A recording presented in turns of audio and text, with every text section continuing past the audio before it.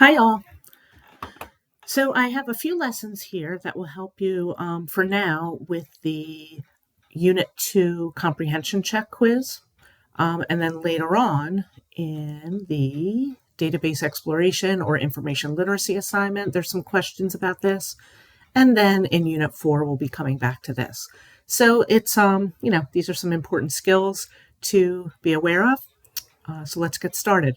I'm probably going to end up breaking it into 3 lessons because I think it would be too much for one video. So let's start with audience, all right? Some of the things that you're going to be doing with your articles over the next couple weeks is identifying the intended audience of the article, okay? Actually, let's talk about overview, why we want to do this. So this helps you to read in a more open-minded way. And remember that one of the things that you'll be doing in Unit 4 is evaluating the author's choices. And to evaluate effectively, we really want to think about what the author's trying to do. So we don't want to just say an article's good or bad. We want to say that it was effective in what it was trying to do. So down the road, when we get into Unit 4, we're going to be doing that. So that's why we're talking about audience, purpose, and tone now. So, as I was saying, when you think about the author's audience, you're thinking about their intended audience, all right? This is who the author had in mind when they wrote the article. If it's persuasive, it's who they're trying to reach and who they're trying to convince, who might be able to bring about what they're trying to achieve, right? And one of the things that it's really important to remember is that even though you're reading this article, you might not be the intended audience. And I have a really good example of this from a couple semesters ago, it might be a couple years ago now, where I had some dual enrollment students who were high school students who take classes at Del Tech. And I knew I had a lot of athletes in the course. And I brought in an article that was called "The Case Against High School Sports."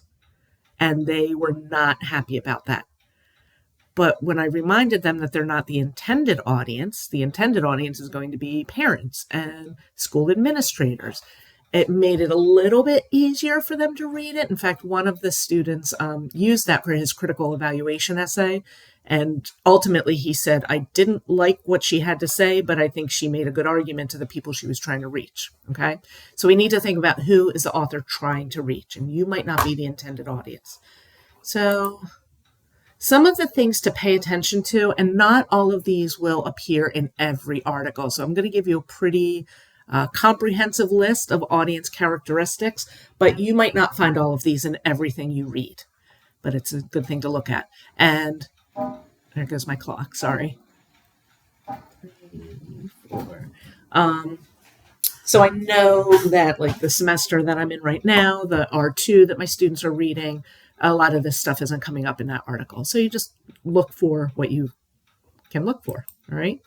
So one thing you might think about is how old is the audience? So do you think it's aimed at teenagers or middle-aged readers, seniors? Who do you think what do you think is the age range of the audience?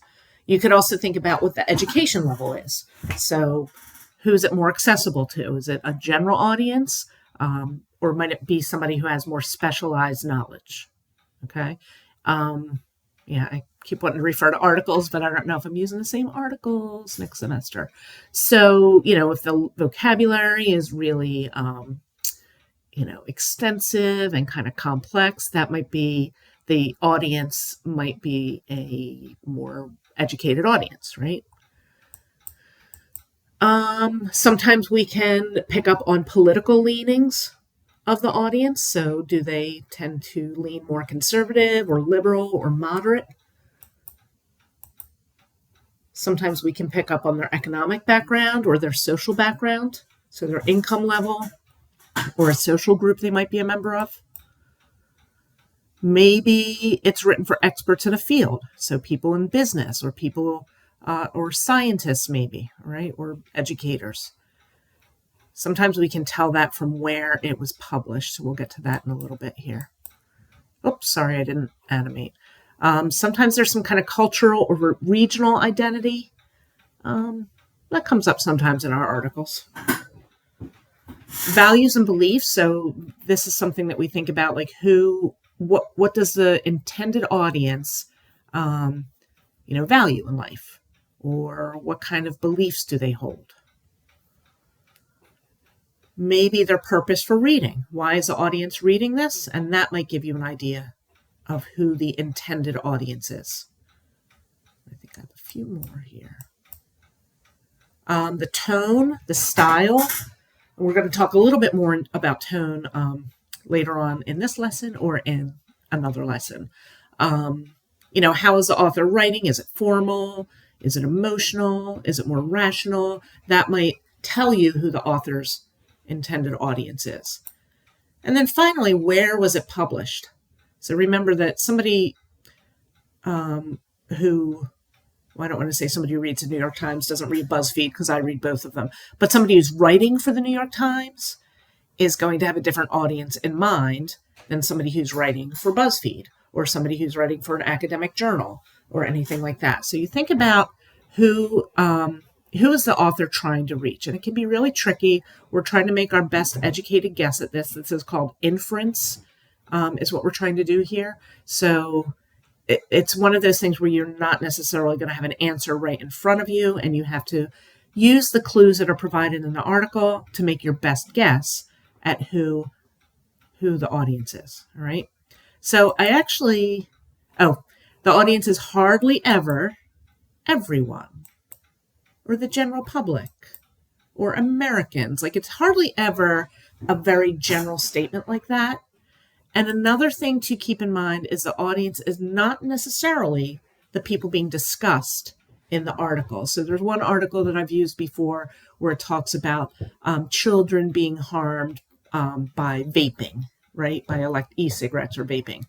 Obviously children are not the audience of that, but sometimes I had people who would write that, okay? So I want you to get past this idea and really dig deep at who the author is trying to reach, okay? Now, here we go. I have a few examples here, and it's funny, I've been watching a lot of Dateline lately, and all of these commercials come up during Dateline, and it kind of cracks me up. They're all for cruise lines, but I think they all have very different audiences. Now, I'm going to try this. I hope it works on Screencastify. If it doesn't, if the audio doesn't come through, I'll also post the links in the announcement. All right. Okay. So here's one. So as we're watching these, think about who the audience is. Who would this particular type of cruise appeal to? Okay. Let's go. What does the world hold? What if every moment was a milestone? Can places change us? What makes somewhere home? How do we keep a memory? Here's to those who never stop wondering.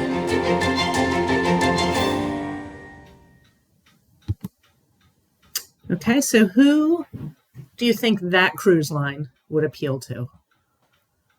And if you want to pause and think about it for a minute before I say what I think. It looks like it's an older crowd. Not super old, but older. They look like people who maybe, if they do have kids, their kids are, older. There weren't really many kids on this cruise, were there? They look like maybe they're a little, maybe they have some money to spend. And I know cruises can be expensive for everybody, but this one, something about it just made it look a little bit more higher end, right? There's a lot of stuff with like learning. What's the word I'm looking for? Learning. I can't think of it, but like educational experiences, I guess. So, these are people that are interested in learning more about the world, right? So we can kind of get a feel for who I'm having trouble today, who this commercial is trying to reach, okay? All right, let's have a look at this one now. When I'm on vacation, I want less of this and more of this. Welcome to a vacation that's so much more with Norwegian Cruise Line. Tear it up in Jamaica one day, and jam in Aruba another. followed by amazing meals when you're back on board. Ooh la la. But there's more! And did I mention the unlimited drinks? I love more. Sorry. Experience more with Norwegian. When I'm on vacation, I want less of this. Okay. We know. And more. There we go. All right, so very different, right? And this one, I mean, what do you think about the audience here? And if you want to pause again and think about it, and then we'll chat, I guess. I'll chat. So he keeps saying more. So this is a big thing. More, right? So they want all the drinks they can get. They wanted all these activities, right? And the other one had activities too, but they're different. These are more like the four-wheelers, right? A little bit more like it was louder. That's the one thing that comes to mind is this one's a lot louder than the other one. So these are just, I don't know how to say that. Maybe a younger crowd, right? We didn't really see kids in this one, but there was the go-karting. So these are people that might have kids and maybe older kids who would do go-karting. What else did we see here? Like it was just loud and more. The food, like we saw 1, 2, like I think 3 meals. So the whole idea of more, excess, I don't know. That's what comes up here. And that's what tells me a little bit about the audience, right? That they are people that want excess, but definitely a different audience there, right? Okay, we have one more, Disney. A dream is a wish your heart makes.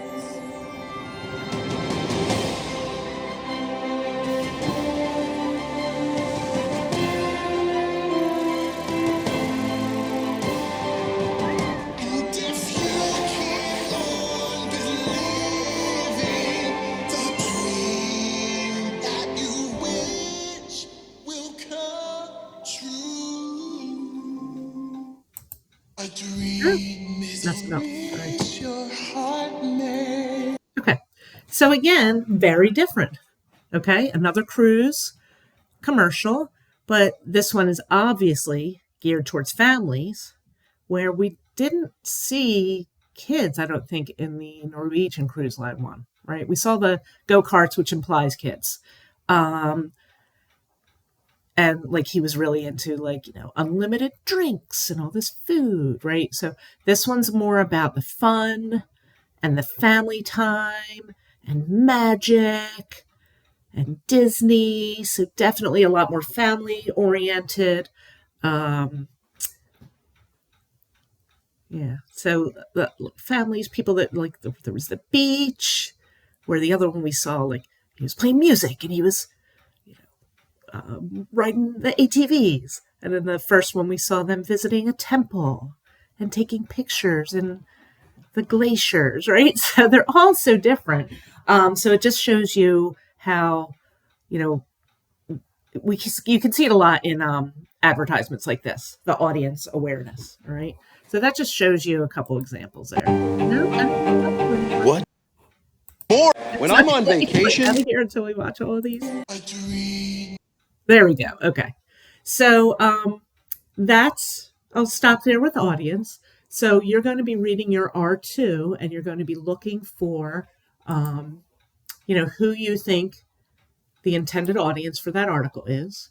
Now I did, to make it a little bit maybe easier for you, I do have this. Let me see if it will open for me.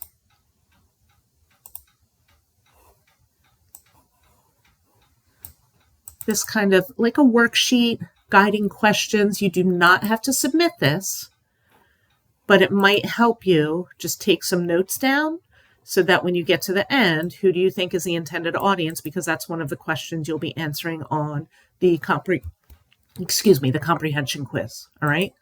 The other 2 questions are, what's the audience's main purpose? We'll get to that in the next lesson.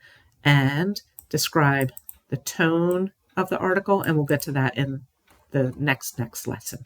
Okay.